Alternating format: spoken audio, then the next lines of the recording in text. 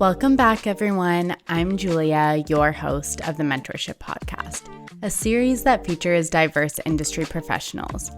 We mentor you by highlighting different fields and going through our guests' academic and career path, from high school to their current role. In today's episode, we are joined by Jason Glionna, who has a background in architecture and is currently working with Toronto's business improvement areas. Jason holds a bachelor's degree in architectural science from Toronto Metropolitan University and has a master of architecture from Newcastle University. In today's conversation, we discuss the challenges of architecture programs, including how to navigate their rigorous nature. We also discuss the diverse applications of architecture and how that led to Jason's current position as a BIA design coordinator. So now, here to mentor you, it is Jason Glionna.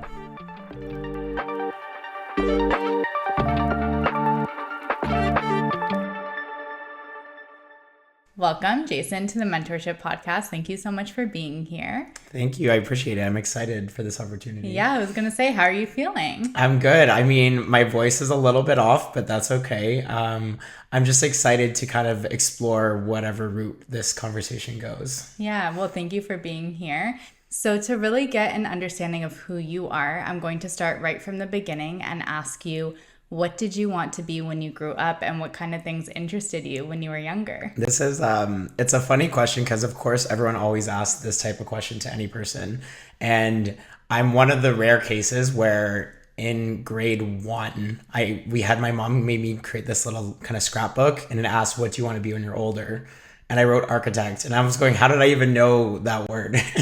So to be honest, from a very young age, I liked the idea of creativity mixed with the logic side of the brain. Mm-hmm. So being able to put that together and create a difference for people was always something that was almost instilled in me. And I got excited whenever I got to do creative things. And I took that through into high school. And when I was trying to choose my courses, it was always geared towards creativity, logic. So like physics and maths, and then of course arts and various different pieces like tech design was another course. Mm-hmm. So that was the path I followed. And then immediately I knew in grade 11 I wanted to apply for architecture schools as well at that point. Okay. And I also wanted to mention, just to kind of preface for the audience too, that we have had someone on before who wanted to be an architect. So I feel like this early stage is going to be kind of similar. And I encourage listeners to go and listen to that episode too, because he went in a completely different route and he ended up going into computer science and creating virtual spaces for people. So still kind of using that inspiration of architecture that he had from a little kid as well, but went in a totally different route. So I'm loving the different opportunities and how you can diversify that inspiration. And he actually went into architecture at TMU as well, but he switched. Oh, okay. So I'm really happy to have you on. And just for those who don't know who I'm talking about, I'm mentioning Alessandro, and I'm happy to have you on because you're now able to actually tell us what that program is like, because he switched after first year. So that gives some great context into where you were at into high school too, and the courses you were taking and how you were preparing. So I wanted to ask you then, as you were preparing with those courses and you kind of knew the path you wanted to go on, what universities were you looking at for architecture at that time? Yeah, so for me, the first step was trying to decide how far away from home I wanted to go. I did know that I wanted to leave school, leave home and go out to university in a town and stay in the town. Even if the university was within commuting distance, I did want to get out. So the next step was to narrow down schools that had an accredited architecture undergrad degree. So for example, U of T actually isn't an accredited architecture program. So that one I still applied to, but then it was lower down on my list. So the top 3 that I was looking at were Carleton, Ryerson, which is now TMU, and Waterloo. So with each one, they required in-person interviews. So I had to go out to these different places, went out to Waterloo, went out to Ottawa. But I mean, you also want to check out the campuses anyway. So it was a good opportunity to actually have these interviews, but then also have the actual experience of what the campus is like. So those were the top 3 that I looked at. it really did end up coming down to TMU and Waterloo as the main two.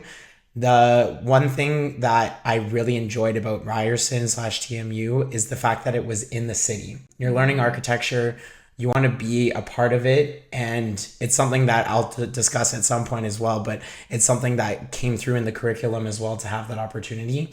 Waterloo, the campus was a little bit out. It was actually in Cambridge and not actually in Waterloo, so it was a little bit secluded. It's definitely just two different routes almost. And with Ryerson, it felt more hands-on, whereas Waterloo felt a little bit more theoretical in that area. So for me, I really liked the idea of it being kind of hands-on and in the city component to it. Okay, that's really good insight.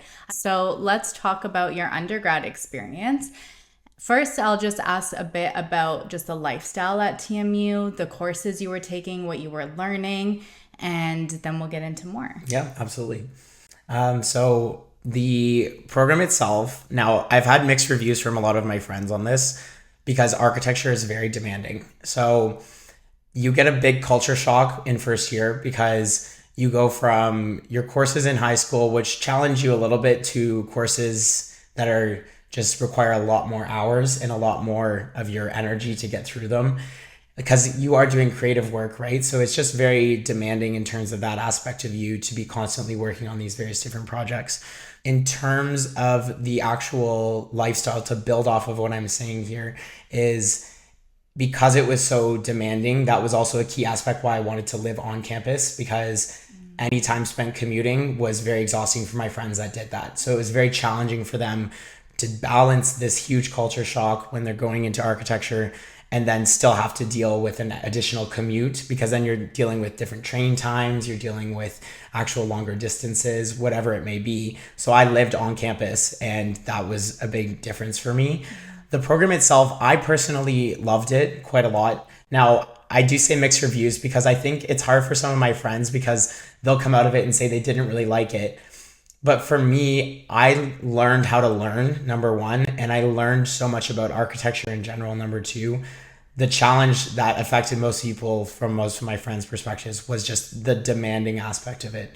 To get through that program, you learned so much in such a small amount of time that it really took a lot out of everyone that I was in the program with.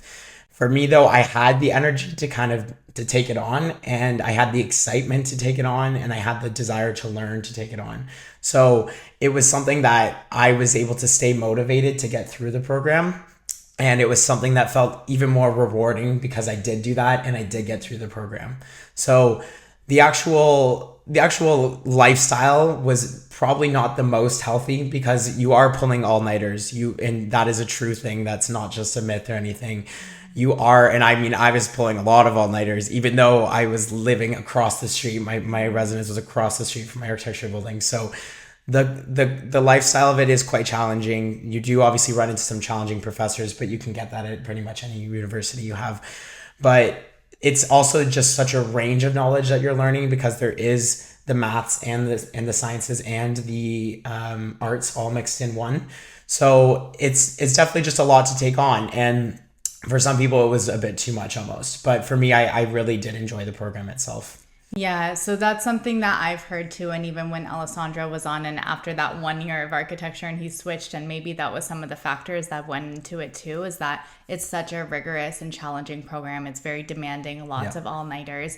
And it's interesting to hear too that, you were living on campus, so you were able to accommodate yourself in that way, but still having to have such a large time commitment. And I'm wondering if you can kind of touch on why that is. Is it just so many projects? Are you needing to do like 6 courses in a semester? Where does that all come from? It's actually a bit of both. So how it works is the curriculum was typically 4 courses, but then one of our courses counts for 3 credits. The one course is our design studio, which is of course the most important part of our architectural program. It's the one that we do end up spending all this time on. So and then each of those courses have usually about 3 to 4 projects, and then they still have exams. So there was just such a mix of, and when you have projects, it's that one thing where you can attest to this for any course really that you're studying. The projects just take so much longer because you're either collaborating with other people, having to do a lot of research, having to come up with various different ideas, especially with architecture being a creative field in that way. So the demand was there, especially with that our one course that was our design studio, because the thing is, you're learning these computer programs, like so many, the whole Adobe Suite series, 3D modeling programs, different types of 3D modeling programs. And they give you some tutorials, but you have to kind of just use them to learn them. And that whole process of trying to learn a program while trying to learn the curriculum at the same time was very, very challenging. It's just do a project and do an actual submission of a project and try and do well in the project. So you're balancing a lot of different things within it, but it is still something that I felt that it was worth learning to do those things and to put yourself under that pressure and to actually have to do all of that work to actually get through it, to get to the end. But yeah, it is just because you are doing such a range of types of knowledge. Like, we're taking architectural history courses, architectural structure courses, various different materiality courses, and then you have on top of that your design studio course, which is the main actual one I was mentioning. That's the 3 credits. So it's just that it does end up taking a lot of time with the various different courses that you take. Yeah, that makes sense. And of course, with projects that are more creative, there's not really a start or end. Like, you don't necessarily know when you're finished. You can always add things to it, or if you come up with an idea that's going to take longer than someone else's idea, it's all subjective in that way. I think that's different where I'm coming from a chemistry background. You have your assignment. If it's 10 or 20 or 100 questions, you know that's how many things you need to do, and that's it. So I think, design definitely brings in other components. And that gives some great perspective on what you're learning, as well as you touched on some of the courses. I just kind of wrapping up this topic, want to hear if you have any advice for students who are either going through this really challenging time of an architecture degree, or are thinking about it but are intimidated. What advice do you have to kind of get through that rigorous schedule? Yeah, another question I love, because I used to go back to my high school, or still do, and talk to students that are considering going into it. I think that number one for me that I think would be important is that knowing that just because you went into the architecture degree doesn't mean that you need to come out of it with an architecture degree. And an example is Alessandro, as you mentioned, and being okay with that is so important, because first of all, though, the nice part is that you can go 1 year, 2 year, 3 years, 4 years into the architecture degree, and you learn such a range of knowledge that you can actually branch out into a lot of different fields. You can go into graphic design, you can go into history of some forms, engineering of some forms. And I just think that it would still be worth it to put yourself into the program, give it a try, and see how it goes. And especially because you can come out of it with a lot of tools that will be helpful in no matter what direction you go. The other thing I would say is be ready for culture shock. It's going to be hard. The first year is going to be a lot. But the thing that helped me was getting to the point of saying, I did the best I could on that assignment. So knowing that at the end of the day, I put my full self forward. I read the assignment to the best of its ability. I did the work to the best of its ability, and I put my full self out there. That's the best thing that you can do for yourself through that type of program, because there's going to be some professors that will agree with your design decision, and then another professor with the exact same design not agree with you. So it wasn't worth it for me. I had to go through it to learn this, but it wasn't worth it for me to hang on to that aspect. And another side note to that, a small side note, is trying your best not to take it personally. There's going to be a lot of criticism thrown at you in architecture, and you have to try and understand that it's not you, it's the design that's being criticized. And it's going to probably take a bit of time to get used to that, but it's something that maybe if I say it now, it helps to preemptively get that idea placed in your mind. And I guess one last piece I would say is the workload will be demanding, and be ready for the demanding workload, but try and have some fun. Go out and do as much as you can. Like, if you can, try and live on campus, because I think that helped a lot of my friends do some social things because they could allocate their commute time as more of a social thing, for example. I'm not saying you have to, it can definitely work, but it was just nice being able to, I don't look back on it and say I got too absorbed in architecture. I felt that I was able to still do a lot of things, whether that be go to a park or go and hang out, get food with friends, go to the CN Tower, like do various, you're in Toronto, it's amazing. There's so much you can do. And I think that the best thing you can do for yourself is try to make sure to fit in social. Like if it means that you spend 3 less hours on an assignment, then you spend 3 less hours on the assignment. It's very easy in architecture to get sucked into all of the work that you need to get done and feeling like you constantly have to get things done, that you kind of forget you're meant to be out having fun with friends. It's an opportunity to meet these like-minded people that have creative brains and love to be social people internally because they're designing for people. It's a great opportunity to actually be a part of that. And that was something I was happy to thankfully ensure that I did throughout my degree. Yeah, that's such great advice. And even how you mentioned culture shock, you're going to go through culture shock no matter what, going from high school to university or any post-secondary, because it's a new setting. Everything's different. You might be commuting, you might be living away. So yes, architecture might be hard, but every program is going to be having that culture shock. So it's not just because you're in architecture, you still have to give yourself that chance too, if that's really what you love.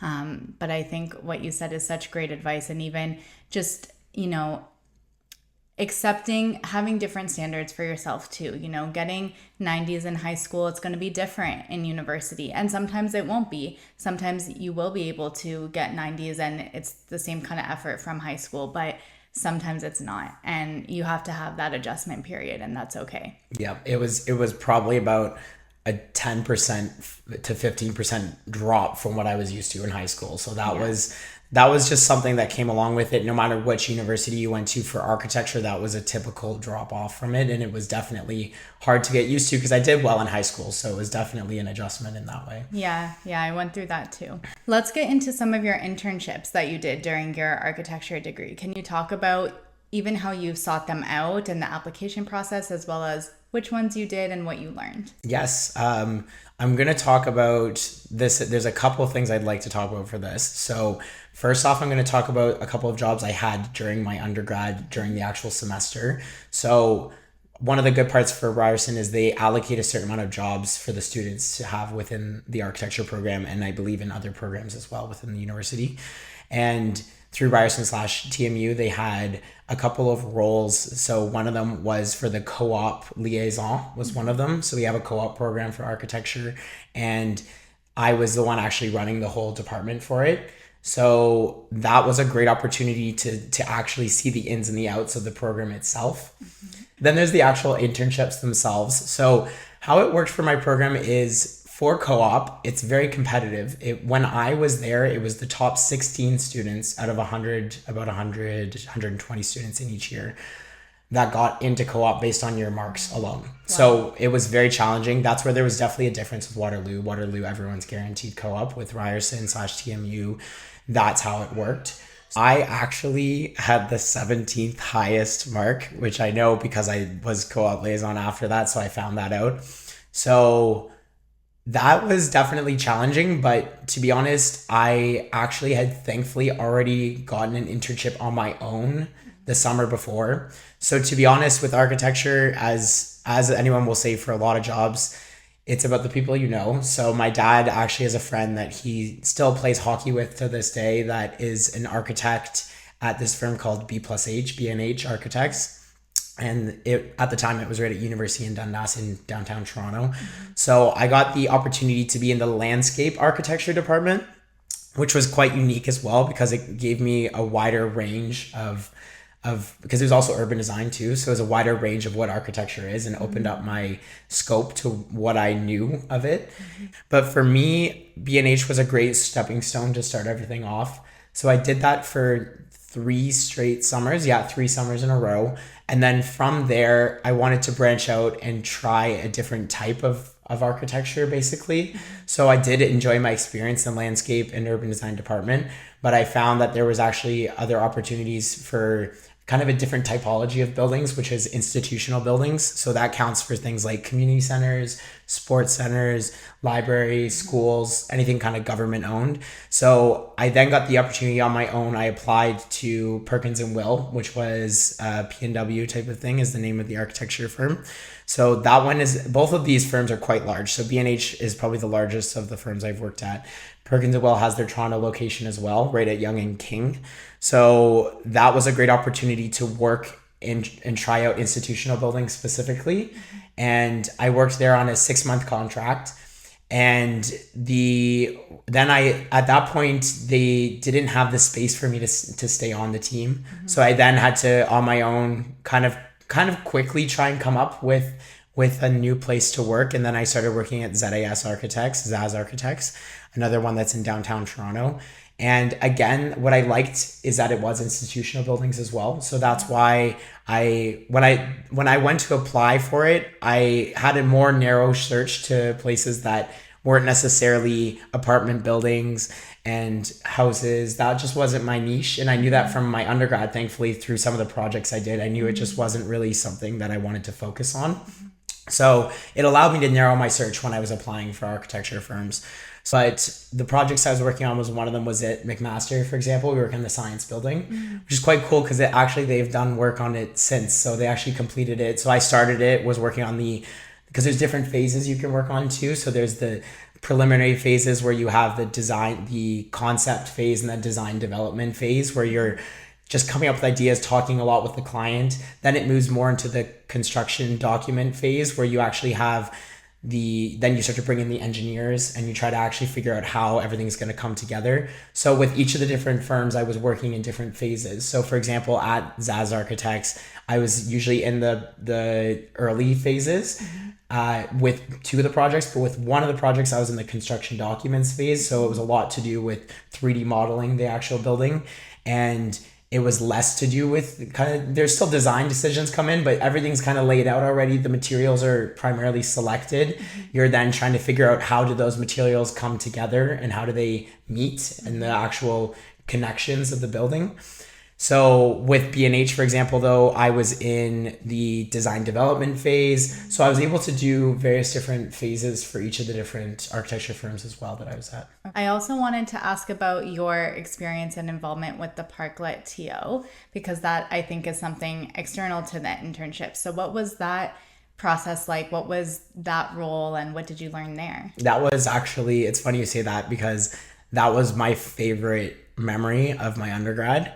So another thing that was outstanding about Ryerson and TMU is that we had a professor named Vince, and he was very involved in trying to bring in extracurricular projects into the program.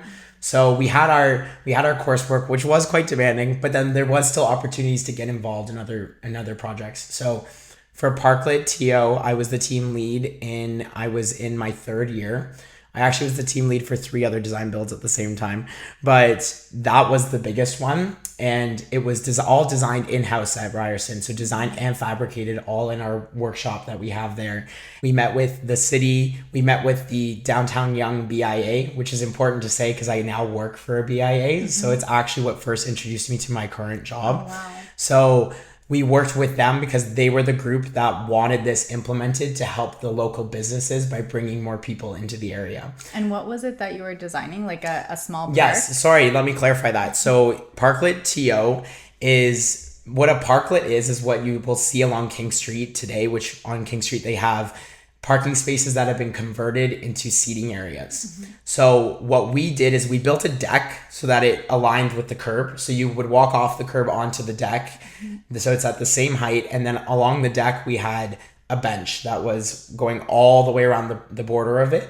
And it undulated meaning going up and down with the different wood pieces. And the wood pieces were all side by side connected to each other. So it created this very organic looking shape that was all entirely out of wood, out of this wood called Akoya that was a locally resourced type of wood. And it was all put as one large piece so that people can there was also trees on the street, so you can sit under the trees in the shade and enjoy your lunch or have a casual conversation. So that was kind of the Parklet piece, and that's where the whole design concept came from. And it came from the Downtown Young BIA coming to Ryerson saying, we would like to do this. Would you like to get your students to be the design team for it? It was just such a rewarding experience because it was something that was tangible. You're doing all this work in school. You have all these designs. It's unique because you can design within the city, but this was an actual piece that went from the concept in the computer to an actual finalized piece that people use in the downtown heart of downtown Toronto. So it was very inspiring, and it was something that it really helped me kind of truly ignite that true love of architecture. It came through on that project right there. Yeah, that's amazing. Before we move on from your undergrad, I wanted to touch briefly on how you also were involved in research, which I think you mentioned with the professor who also was a part of the ParkletTO. So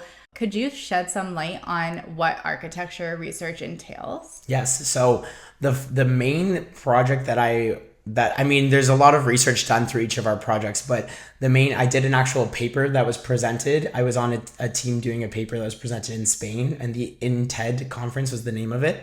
So the paper itself was to do, again, back to the Student Learning Center, actually, they have a digital fabrication zone, and it was trying to find ways to implement these digital fabrication zones at different universities. So the paper was to act as almost a toolkit or a means of explaining that to different universities, because it was something that was already put into place. So I helped with some of the text for that, but then also some of the graphics for that as well. That's amazing. I love hearing how well-rounded your undergrad experience was. I feel like you were able to do so many different things.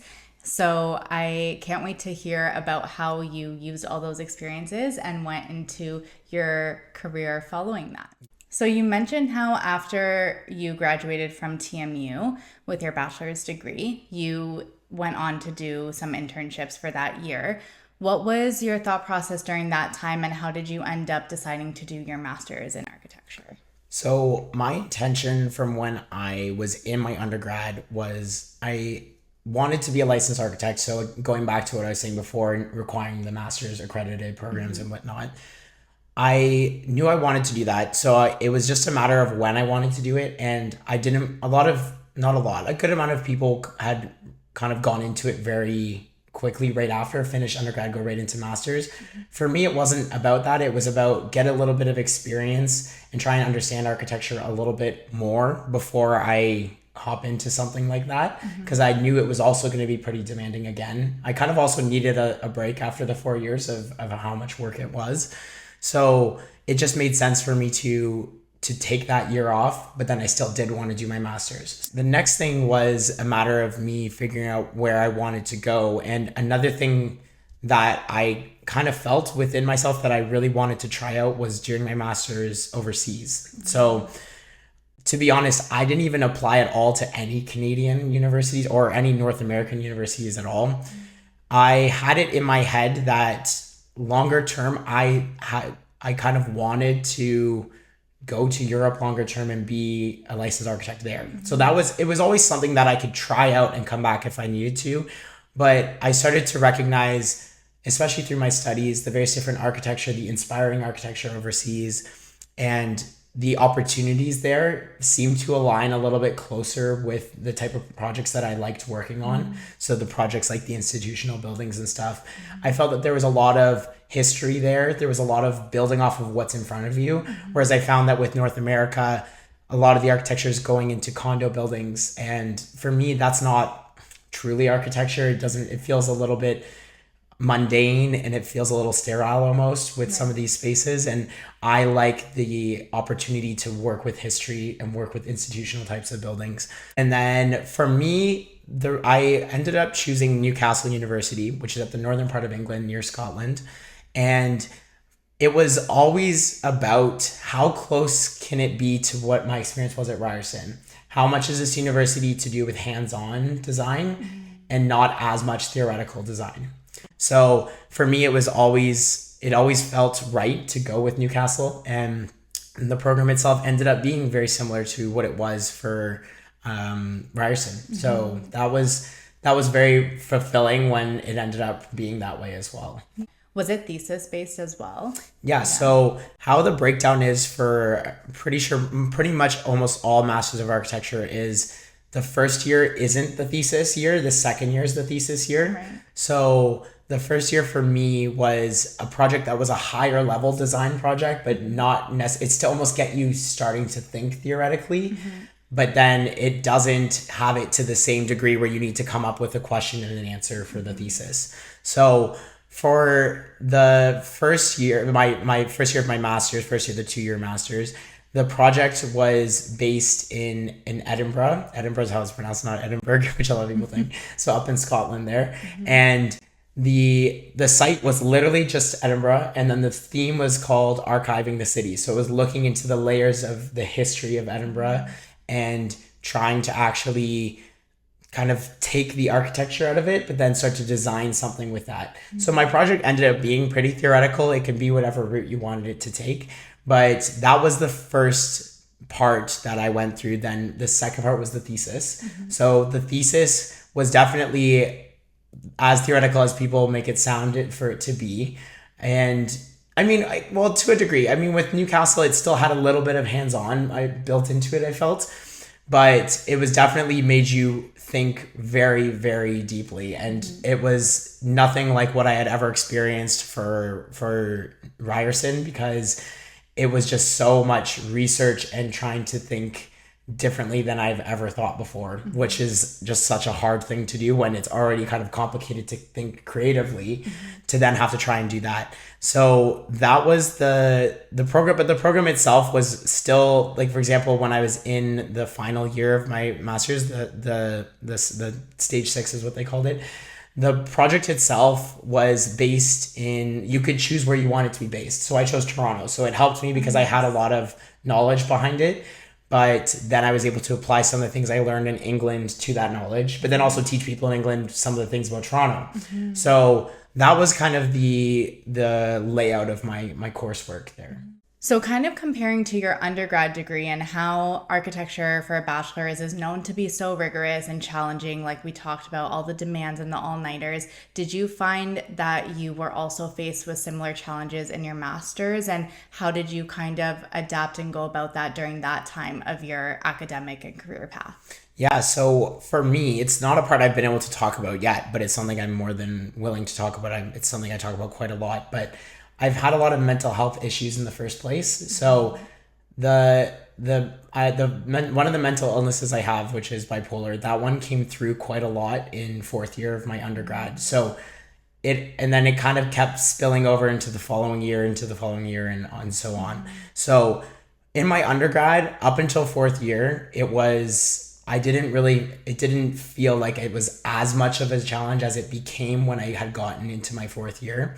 That being said, the 4th year is not as demanding as the first 3 years of the program. So when I go to then compare it to the master's then became probably the hardest thing I've ever done, because trying to, as I mentioned, how I had to think theoretically and try to think in a way that I've never thought before, it was so challenging. It's like, picture like a brain fog passing through continuously. It was so hard to try and process my thoughts. So it took me, I would be in the architecture building probably legitimately twice as long as all the other architecture students, because it just took me so much longer to get things done. To add to the struggles, I was in a different country. So there was a lot of layers of challenges, and it made it just that much harder for myself. I mean, it definitely made it more rewarding that I made it through, but it was quite challenging. And the part I wasn't talking about before is I actually went, so the timeline goes as follows. I had my undergrad for 4 years at Ryerson, 1 year total of working in architecture firms, 1 year in Newcastle, and then I deferred the second year and I came back to Canada. Now, this was technically also during COVID, but that was a very small factor as to why I chose to defer the second year. So I came back for 2 years. I worked at Lululemon. I worked at 4 different bars slash restaurants slash pubs. And then, and only then, did I go back to finish the last year of my master's. So the reason I did defer, the biggest reason, if not pretty much the only reason, was because of how much of a challenge it was for me to get through the program. And for me, I didn't want to be spending all this money, going overseas, meeting all these other people, and not feeling very present and not making the most of it for myself, and just not being in the right mind space. And that was why, and it's such an, it's something I want to be doing in architecture. I love architecture. I want to be doing this master's. So it was something where I didn't want to devalue that. I wanted to ensure that that was a huge priority for myself. And thankfully my parents were very open to it. They said, yeah, come on back. Of course, more than willing to. They helped me with moving everything. And it just became mostly about prioritizing my mental health. Not mostly, pretty much only prioritizing my mental health, because the thing with architecture is, because it is so challenging, it already makes it hard to get through. And then when you have another layer of challenges put on top of it, that's what can make it very debilitating. And that's kind of what it ended up being for myself, unfortunately. Yeah. And I think in general, even for a program that's not even typically challenging, people need to make accommodations. They might take a 5th year, or they might take a year off. And for your undergrad, it seemed like, how I said, you really did every experience. You did it in the 4 years too. And so it also makes sense that at some point in your career, you're going to need to take a step back or do things a little bit different, defer, take that year off. Yep. And, you are going through all these other things too. So you're wanting to make sure that you're prioritizing that. Yep. I also like how in that time off, you did something different than architecture. Yeah, completely different. Yeah, because you probably could have went back and done Definitely, an yes. internship, or just, seen what kind of job you could have gotten from just your bachelor's degree, which is still very reputable. But it's refreshing that you did something different. Why did you do that? Was that just to, change a pace, give yourself some scenery that maybe was a bit more lighter? And even though the restaurant business can be very difficult. It can be, yes. But what was your reasoning there? Well, for me, it meant doing something that would be fun for myself. Something that I might not ever be able to get a chance to do because I'm too along the career path of architecture that it wouldn't make sense to do it really. The timing worked well for me to be able to just go and work in retail.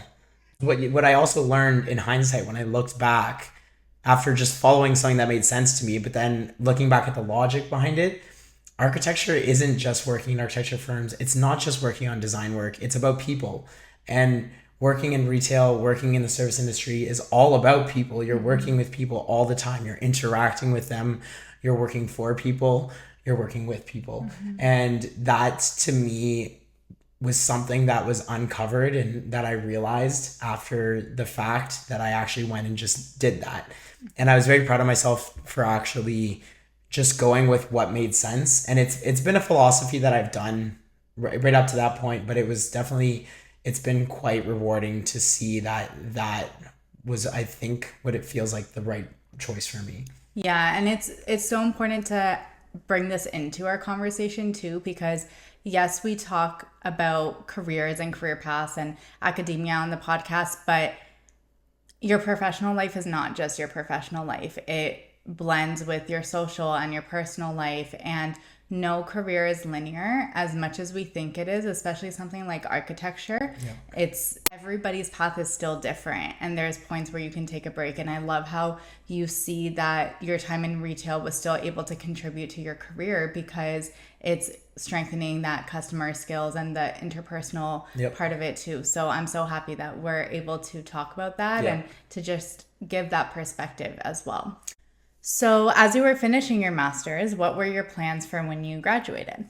So that was the next challenging step, because I was still trying to guide my decisions based on my mental health. And to be honest, I still wasn't at a point where I wanted to work at an architecture firm because of my mental health. So my first step was I traveled for 6 weeks throughout Europe and Iceland, and had an amazing getaway because I needed that space. It was almost like how I needed that space before hopping right into my master's, how I needed that space before going back for my second year of my master's, and just having that time to just enjoy things and not have obligations was much, much needed. So after that, I went and it came back to Toronto and I didn't know what I was going to do. My ideal scenario, which I also, this is the thing is I follow my heart, but then I have a general plan for myself. My general plan was undergrad, master's, live in England, work in an architecture firm. That's what I was, and sorry, not to say England. England was the most likely, but then somewhere in Europe, Yeah. So the problem is with my mental health, that plan was just not going to happen right now. So it's something where I said, okay, I still have the intention of going to Europe. I still want to do that to this day right now, but I'm just not at a point where I'm ready to go. I still need to come back. I need to go to more doctor's appointments. I need to try new medications to get myself to be at a better point mentally, because, and it's not that I haven't been doing therapy. It's with bipolar, it's a chemical imbalance. So it requires a lot of medical attention, and it was hard to do that in another country, and it takes a lot of time. This is where we come back to the Downtown Young BIA from ParkletTO. And that's the business improvement area. Business improvement area, exactly. So these are I'll hop into what they are because this is what I'm doing now. But these are located throughout the city of Toronto. They're actually located throughout the US. They're located throughout Canada in general.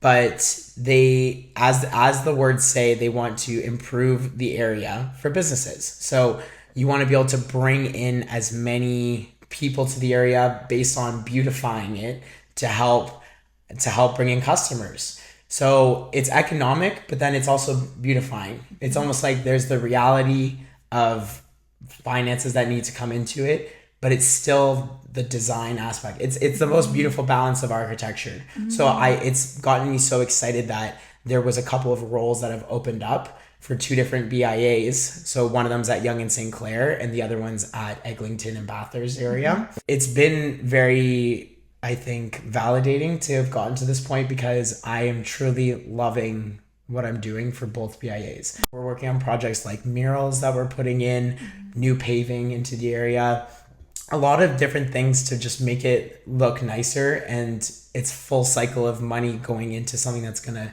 help an area get better. What architecture skills do you feel like you're able to apply to these roles? Because you're not necessarily working in an architecture firm, but still something that is so related to design.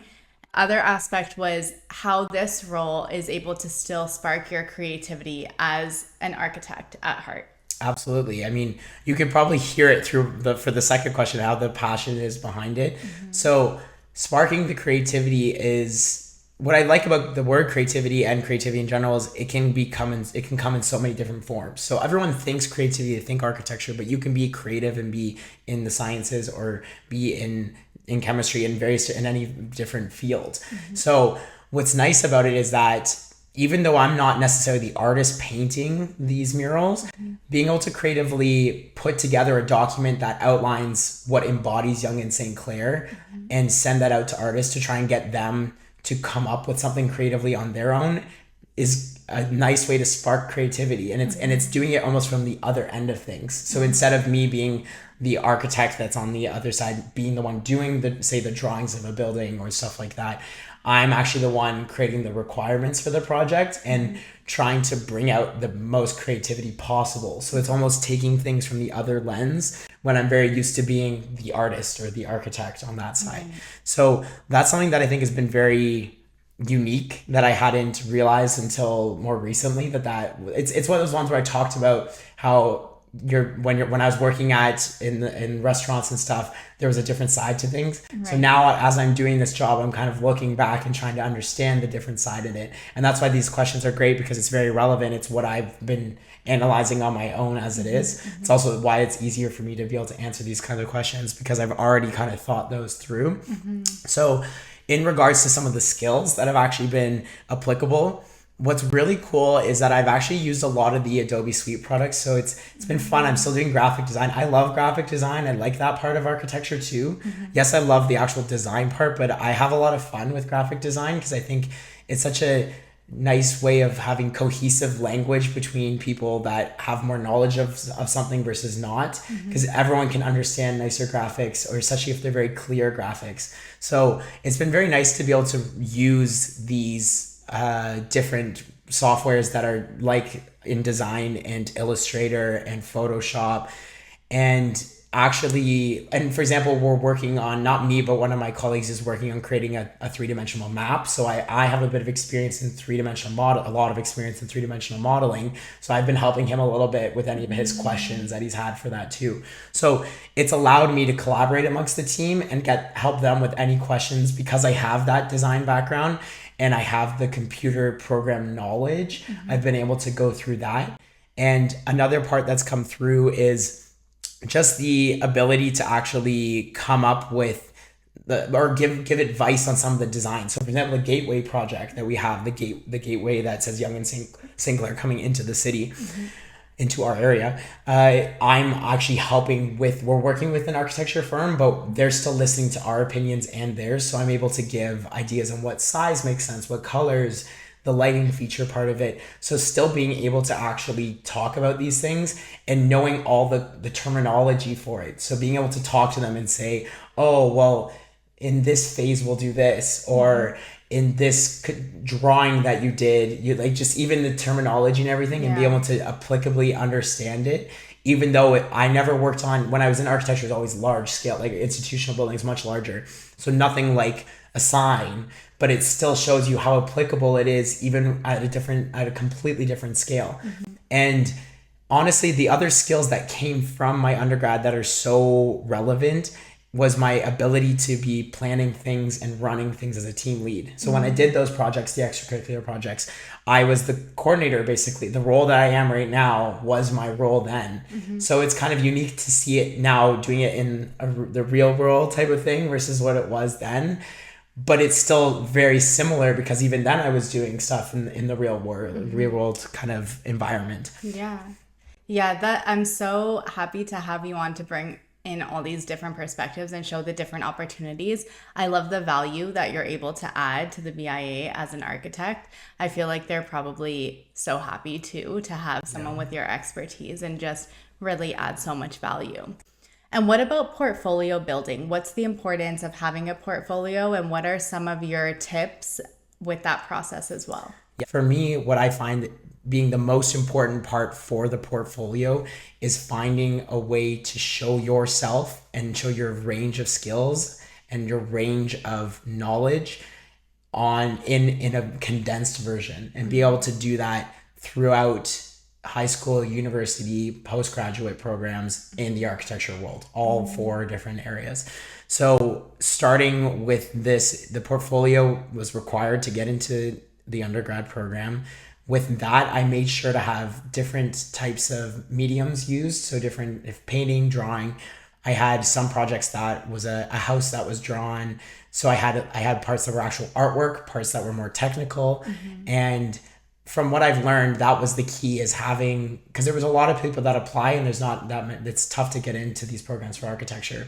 A lot of them have the cutoff of just like a certain average you need. And then once you're past that, it's all about the portfolio. So the portfolio then becomes important in different ways as you move into the undergrad. The undergrad becomes about your projects you're doing in the actual program. And the portfolio becomes a little bit more of 3D modeling is added into it. So before, you're a lot more almost 2D with your portfolio, which is okay, and that's the process.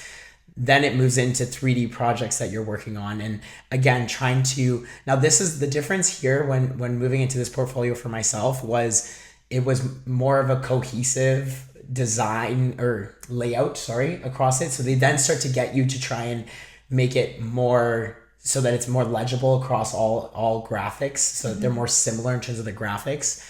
And then it becomes less about maybe the different mediums you're using and more about trying to come up with what different ideas you're showing in each of the projects. So is this project a community center, and then this one's an apartment building, but this one was focused on small scale design, but this one was focused on wood materials. So trying to illuminate as many different things as possible through the portfolio became the next important step, because when I was then applying for architecture firms, especially when you don't have much experience and you're coming out of university, they want to try and see out of your projects, can you do stuff technically? Can you do stuff that are using certain materials and whatnot? So trying to show ranges of your different projects, but still keeping it as graphically the same was important. Then the next phase of portfolios comes in when you're applying for masters, which becomes a whole new range of portfolios. And this one gets to go to a little bit closer towards theoretical, a little bit more away from technical. So when you're applying for these architecture firms, that's where the technical side does come pretty relevant, because it's quite important when you're actually working there. Now that you're doing the thesis work, they do want to see more, what were your undergrad projects that made you think differently, and how did you think differently? But do it in a very condensed matter. Show a project on about 2 or 3 pages, even though when you submitted the project, it had about 20 pages.